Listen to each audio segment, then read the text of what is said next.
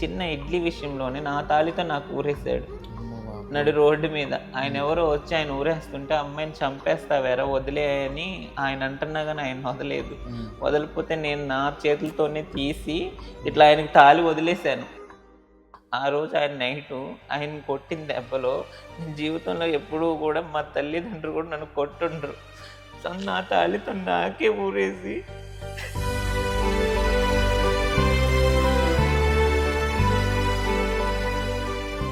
వద్దు రాధా, బాధపడుకోవద్దు.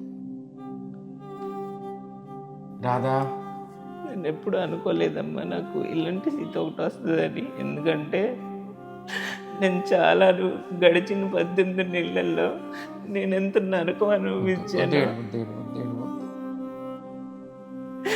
చెప్పుకోవడానికి కూడా చాలా.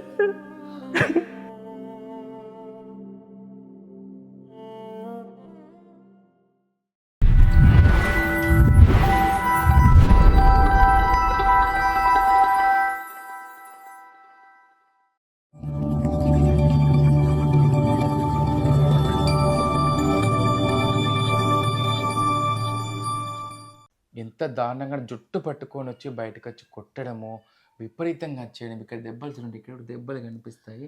కొరకటము కొరకడిగో ఒళ్ళంతా కొరికేయడం. మా అమ్మాయిని చిత్రహింసకు గురి చేశాడు.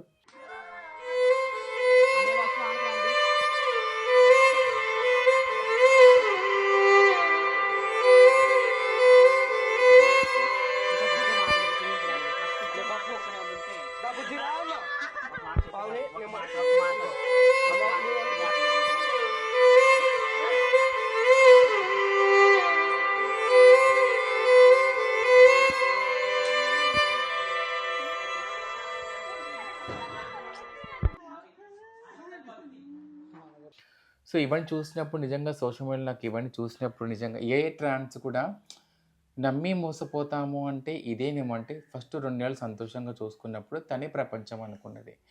ఎప్పుడైతే తను ఈ లైఫ్ స్టైల్కి అలవాటు పడడం, తాగడానికి కానీ వాటికి వీటికి అలవాటు పడడో తను చిత్రహింసలకు గురి చేయడము, తను బాధ పెట్టడము, తను ఎన్ని రకాలుగా బాధపడిందో మీరు ఒకసారి ఆ వీడియోలు చూస్తే మీకు అర్థమవుతుంది. వద్దు రాధా, బాధపడకొద్దు రాధా.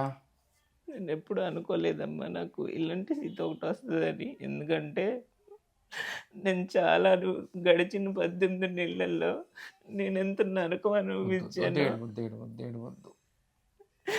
చెప్పుకోవడానికి కూడా చాలా.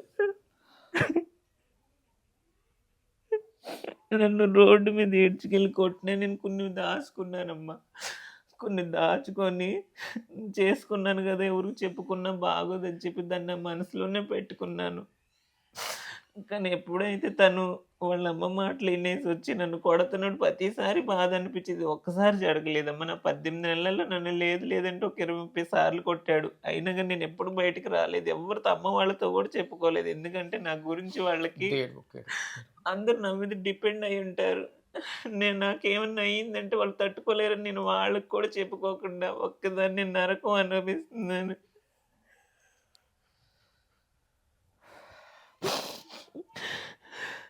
ఏడు కూల్గా ఫస్ట్ కొన్ని మాటలు ఇస్తారు, కొన్ని మాటలు. వద్దు రాధా, నువ్వు ఈ అశ్వారావుపేటలో ఒక పేరు పొంది ఎంతోమందికి ఆదర్శంగా ఉండి, కుటుంబానికి ఆదర్శంగా ఉండి సపోర్ట్ చేసి నువ్వు ఇలాంటి డిసిషన్ తీసుకోవడం కరెక్ట్ కాదు. సో అంటే ఇప్పుడు ఆ అబ్బాయి నీ దగ్గరకు వస్తున్నాడా మరి? వస్తాడు, గొడవ అయ్యిద్ది, నన్ను కొట్టేసి వెళ్ళిపోతాడు. ఆ తర్వాత నేను చచ్చానో బతికానో అది అనవసరం. ఇంకా వాళ్ళమ్మ నేను వెళ్ళి ఏంటి తను నీకు ఇష్టం వచ్చినప్పుడు వస్తున్నావు, నీకు ఇష్టం వచ్చినప్పుడు నేను ఏమైనా బొమ్మనా, నేను మనిషిని కాదా అని నేను అడిగితే వాడిని అడుక్కో ఫిజికల్గా ఏమన్నా హెరాస్ చేస్తున్నాడా? అన్ని విధాలుగా నన్ను ఎంత హెరాస్ చేస్తున్నాడంటే అది అమ్మో నేను చెప్పుకోలేకపోతున్నాను కొన్ని విషయాలు. సో ఇప్పుడు వాళ్ళ అమ్మ కూడా ఆ అబ్బాయికే సపోర్ట్గా ఉంది. అబ్బాయికే సపోర్ట్. ఇంతలా కొడుతున్నప్పుడు మనం స్టేషన్కి వెళ్ళి కేసు పెట్టలేదా? పెట్టాను. అంతకుముందు వాళ్ళ అమ్మ నన్ను కొడుతుంటే మీరు వీడియోలో కూడా చూడొచ్చు. చుట్టుపక్కల వాళ్ళు ఆపటానికి వస్తున్నారు. చుట్టుపక్కల వాళ్ళు ఆపటానికి వస్తుంటే నా దగ్గర ఒక అమ్మాయి ఉంది. అమ్మాయిని వాళ్ళ అమ్మ చెంప మీద కొట్టి, అమ్మాయిని కూడా చెంప మీద కొట్టి వాళ్ళ అమ్మ మీరు మా ఫ్యామిలీ విషయాల్లోకి ఎవరిని రావద్దని కాలనీ వాళ్ళు కూడా మీరు ఎవరిని ఎంక్వైరీ చేస్తే వాళ్ళు కూడా చెప్తారు అంటున్నారు ఇక్కడ చెప్తారు. వాళ్ళని కూడా మీరు రావద్దు, వాళ్ళు చచ్చిపోతారో బతుకుతారో వాళ్ళ ఇష్టం అని చెప్పేసి అడ్డొస్తుంది. నన్ను ఆపటానికి రావట్లేదు కానీ వాళ్ళని అవతల వాళ్ళని ఆపుతుంది. ఓకే.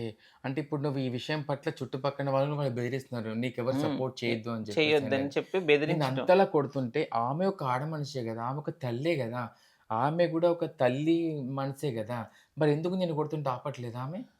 ఏదన్నంటే నేనేం చేశాను? హ్మ్. నా మాట ఇంటే నిన్ను చేసుకునేవాడు గాదు. హ్మ్. నా మాట ఇనేవాడైతే అని జెప్పేసి మాట్లాడటం. హ్మ్. లేపోతే నీదే తప్పేమన్నా ఉండొచ్చు. సరే నాదేమన్నా తప్పుంటే చూపిచ్చు అని హ్మ్. జెప్పేసి గూడా హ్మ్. నేను అనేదాన్ని. ఓకే. మరి స్టేషన్‌కెళ్ళి కేస్ పెట్టావా దీని గురించి? స్టేషన్‌కెళ్ళి ముందు పంచాయతీలయినియి మాకు. ఓకే. చాలా ఒకసారి నన్ను ఎంతకన్నా ఘోరంగా కొడితే పంచాయతయింది హ్మ్. ఒకసారి. హ్మ్. పంచాయతయితే దాని విషయంలో ఏది ఉందా? ప్రూఫ్ ఉందా అది? ఆ! ఓకే. పంచాయతయింది. హ్మ్. హ్మ్. పంచాయతీ అయినప్పుడు ఏమన్నారక్కడ వాళ్ళు?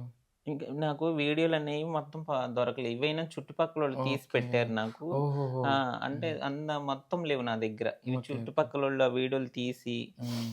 నాకు పంపిస్తే ఒక్కసారి ఈ వీడియో చూడండి. ఎలా కొడుతున్నారో అక్కడ. నేను ఈ వీడియోని ఇన్‌స్టాగ్రామ్‌లో చూసాను. ఇగో చూడండి. కొంచెం జూమ్ చేస్తావా? ఇగో చూడండి కొంచెం. సో, ఇది కొంచెం వీడియో చూపిస్తాను మీకు. ఇది పంపిస్తాను. ఇంత దారుణంగానా? అసలు మనుషులేనా అసలు వాళ్ళు? నిన్ను నమ్మి, ప్రేమించి నీ దగ్గరకొచ్చినందుకు ఆ అమ్మాయికిచ్చే శిక్ష ఇదా నువ్వు అనిల్? ఆ! అంటే నువ్వు చేసింది చూస్తూ ఊరుకుంటామనుకుంటున్నావా? ఇంత దారుణంగానా? అయ్య బాబోయ్! ఇక చూడండి ఎలా జుట్టు పట్టుకొని కొడుతున్నాడిక్కడ. అడ్డొచ్చిన వాళ్ళని ఇగో చూడండి. అయ్యో బాబోయ్! ఇక చూడండి ఇక్కడ. ఇంత దారుణమా?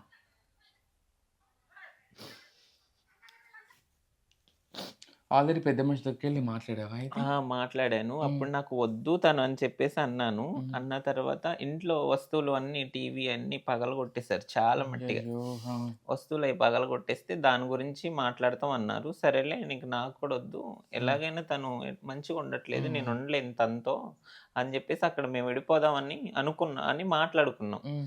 తర్వాత మాట్లాడి కాగితాలు రాద్దాంలే అన్నారు. కానీ వితిన్ ఒక 2 నెలల్లోనే మళ్ళీ వచ్చేసాడు. నీ దగ్గరికి మళ్ళీ.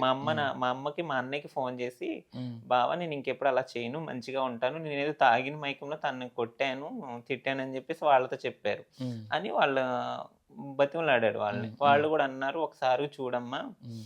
ఒకసారి చూడి ఒక్కసారి చేసుకున్నావు గదా! చూడు" అని జెప్పేసి మా అమ్మ వాళ్ళు గూడా, మా అన్నయ్య గూడా చెప్పారు నాకు. హ్మ్. చెప్పిన తర్వాత నేను రానిచ్చాను. ఒక 1 మంత్ బావున్నాడు. హ్మ్. బావున్న తర్వాత మళ్ళీ నన్ను బెదిరించటానికి హ్మ్. వాళ్ళిద్దరూ ఊకే నన్ను బెదిరించడానికి ఆయన ఏం జేశాడంటే మళ్ళీ మందు తెచ్చుకొని హ్మ్. మాకు గొడవయిన తర్వాత మందు హ్మ్. తెచ్చుకొని నోట్లో పోసుకొని తాగినట్టుగా యాక్టింగ్ చేశాడు. హ్మ్. హాస్పిటల్‌కి తీసుకెళ్ళాం. హాస్పిటల్‌లోనే కక్కిస్తే ఆయనకు మందు రావట్లేదు. అంటే ఆయన ఓకే. తాగలేదు గనుక మందు రావట్లేదు. సరే ఓకే. ఏమోనమ్మా నోట్లో పోసుకున్నాడుగా దానివల్ల ఏమన్నా ఎఫెక్ట్ ఉంటదేమో హ్మ్. నైట్ ఉండండి అని చెప్తే, ఆ నైట్ గూడా నేనే ఉన్నాను. ఆళ్ళ హ్మ్. అమ్మొచ్చారు. అందరూ చూసెళ్ళిపోయారు.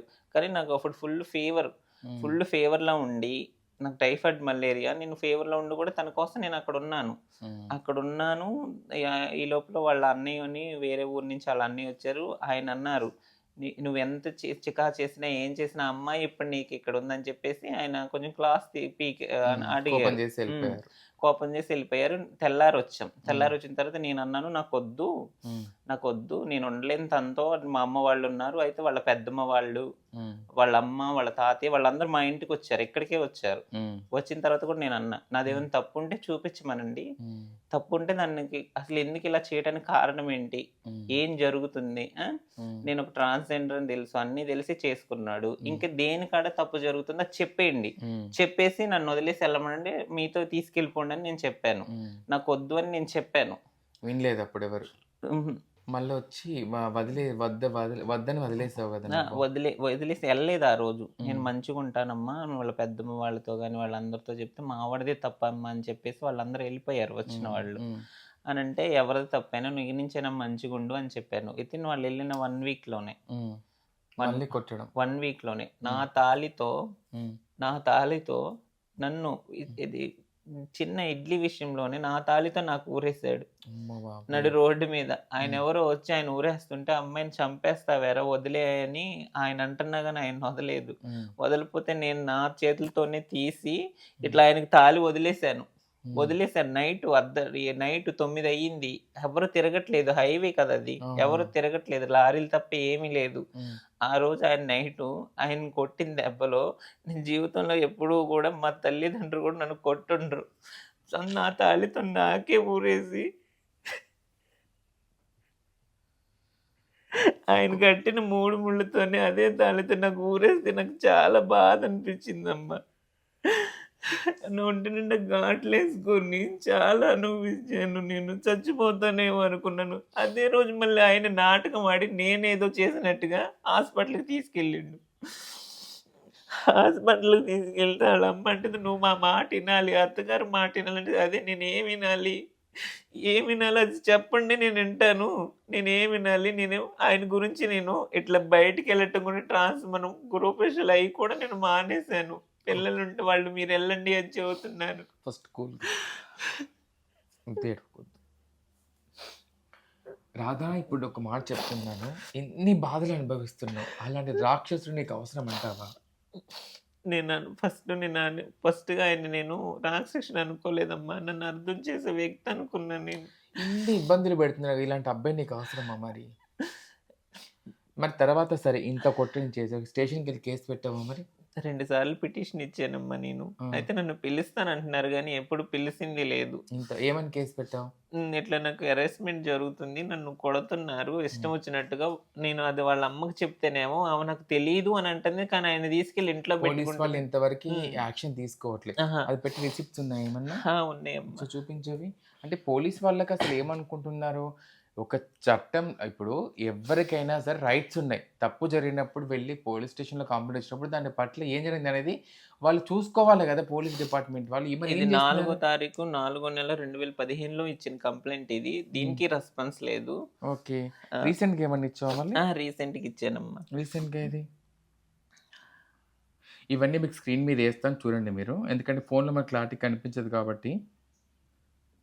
రీసెంట్‌గా ఒక 2 వీక్స్ అవుతుంది నేనిచ్చి. 2 వీక్స్ ముందు గూడా ఆ! ఇచ్చావా? ఇదిగోండి. డేట్ చూడండి ఒకసారి. 2 వీక్స్ ముందు గూడా ఇచ్చావా? అయ్య బాబోయ్! కంప్లెయింట్. అంటే వాళ్ళు పిలుస్తాను అని అంటున్నారు గానీ 13, 11, 2025. ఆ! సో, ఎప్పటినుంచి 2015 అప్పటినుంచి నువ్వు ఇంకా బాధలు నేను అనుభవిస్తూనే అనుభవిస్తూనే ఉన్నానమ్మా. నేను కంప్లెయింట్ ఇక్కడ ఇస్తున్నాను. చూడండి ఇక్కడ ఈమె కంప్లెయింట్స్‌కి 2 టైమ్స్ పెడితే 2 టైమ్స్ రిప్లై లేదు ఈ అమ్మాయికి. అంటే ఇంత దారుణమైన పరిస్థితిలో ఉందో తను చూడండి. తట్టుకోలేక, ఏం చేయలేక తను కొట్టిన వీడియోలు, తను బాధపడే వీడియోలు తీసుకొచ్చి ఇన్‌స్టాగ్రామ్‌లో పోస్ట్ చేసి తన బాధను వ్యక్తపరుచుకునేందుకు తనకు అలాగని సపోర్ట్ దొరుకుతుందేమో అని చెప్పేసి అనేసి.